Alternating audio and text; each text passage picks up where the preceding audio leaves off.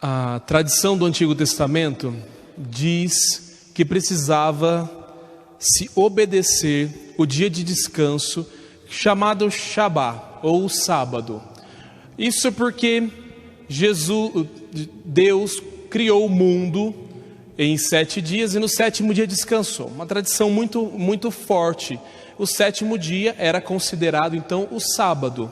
E essa tradição cresceu principalmente entre os judeus.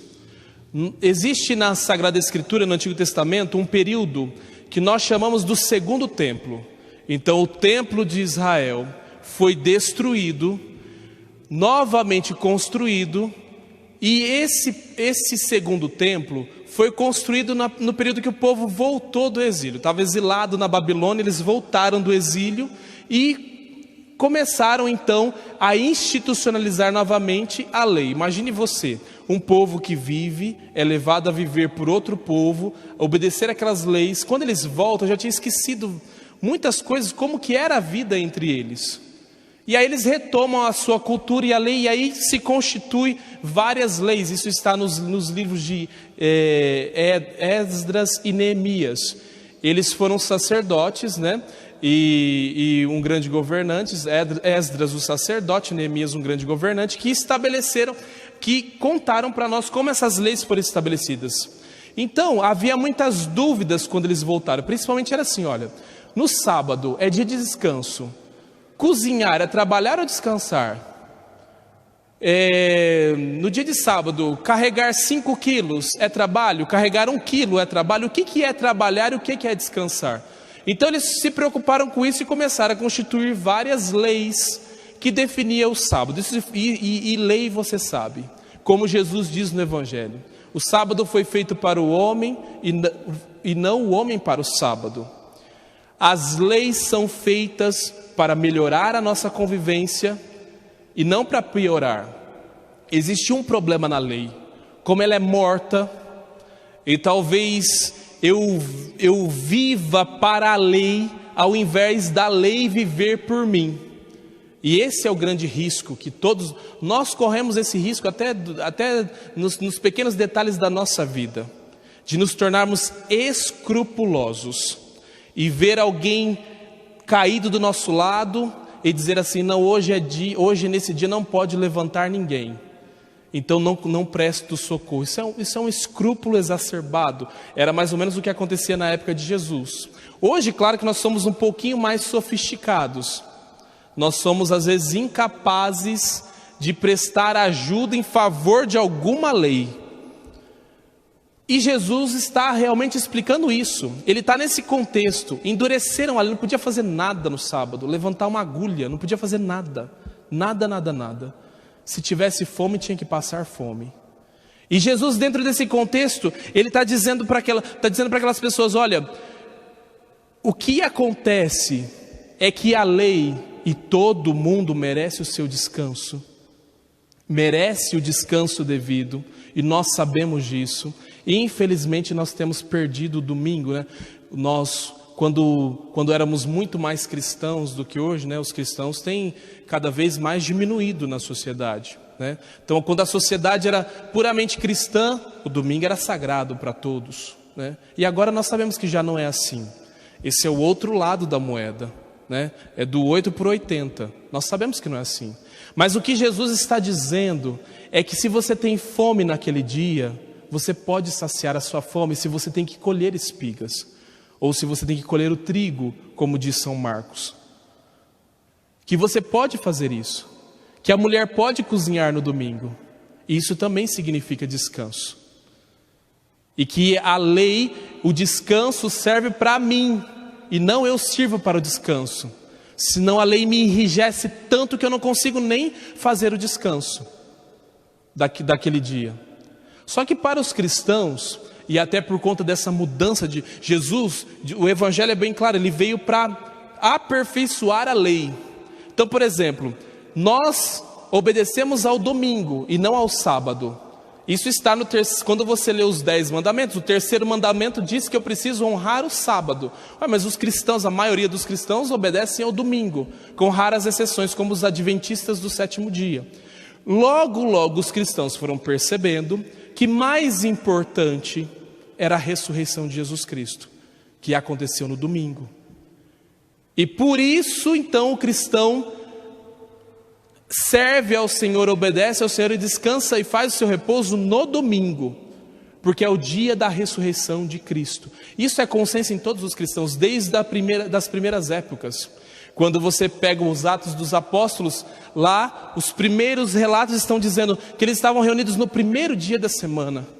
Paulo com uma comitiva, agora não me lembro quem estava com ele, eu acho que era Marcos, um dos que estavam com ele, mas eles param no meio do caminho no dia de domingo para celebrar a ceia do Senhor. Porque justamente Jesus rompe com o paradigma do sábado. O sábado representa uma lei morta. E o domingo da ressurreição representa uma lei viva, que é a lei do Espírito Santo. Não é simplesmente uma lei numerada escrita em pedra, mas é uma consciência profunda da bondade que existe dentro de você quando o Espírito Santo atua no seu coração. Isso é a ressurreição. Isso é viver ressuscitado. É quando eu vivo na dinâmica do Espírito Santo. Então, quando eu vivo na dinâmica do Espírito Santo, eu sei muito bem por que eu sigo uma lei. Para melhorar a minha vida. Agora, quando eu não vivo na dinâmica do Espírito Santo, por exemplo, eu interpreto as coisas ao pé da letra e digo assim, olha, não pode fazer transfusão de sangue. Então, preferível deixar a pessoa morrer para não fazer uma transfusão de sangue. Isso é a lei pura. Agora, a lei do Espírito Santo é a lei da misericórdia. É um coração capaz de perceber assim, olha, essa pessoa precisa de uma transfusão de sangue. Para que existe essa lei? Para que ela existe? Que sentido ela dá à minha vida? Que qualidade ela dá à minha vida e à sua vida? Isso é muito importante. E o padre está dizendo aqui da lei pessoal, da lei do Espírito Santo, da nossa vida, do dia a dia da nossa vida. Mas até mesmo as leis escritas humanas, como por exemplo a Constituição ou as leis de um município. Também isso precisa levar em conta o espírito daquela comunidade. Porque senão isso vira uma ditadura. Eu chego aqui, não levo em consideração o que esse povo vive, constituo uma lei e digo assim, agora vocês obedecem a isso daqui. E acabou. Isso é tirania. E nosso Deus é um Deus do amor. Quando em nós tudo se encaminha para o amor, existem até mesmo leis que podem ser desobedecidas em vista do amor. Por exemplo, Madre Teresa de Calcutá desobedeceu uma ordem da sua superiora. Ela não queria que a Madre Teresa de Calcutá fosse morar com os pobres na rua. A Madre Teresa disse para ela assim, olha, eu entendo você, mas o Espírito Santo me diz que eu preciso ir, pelo amor que há em mim, morar com esse povo na rua. E todos nós conhecemos a obra de Madre Teresa, principalmente na Índia, uma ganhadora do Prêmio Nobel da Paz. Vocês conseguem entender o que significa? O padre não está ensinando ninguém a ser um revoltado. Consegue entender o que eu estou dizendo? O padre está ensinando vocês que existem coisas na nossa vida que em vista do amor, elas precisam ser sacrificadas. É isso que o padre está tentando ensinar a vocês. O caminho de Jesus é esse. E não alguém que se revolta contra a lei, não. Quando você estiver na frente do farol, ele estiver vermelho, pelo amor de Deus, você pare. Não vai passar direto, porque eu tenho certeza que, como está na primeira leitura, existe uma coerência em Deus. Na carta aos Hebreus, o escritor diz o quê? Que Deus é coerente. Isso significa que Ele não vai fazer coisas ou te pedir coisas que você faça que não tenha sentido nenhum para você ou para as outras pessoas.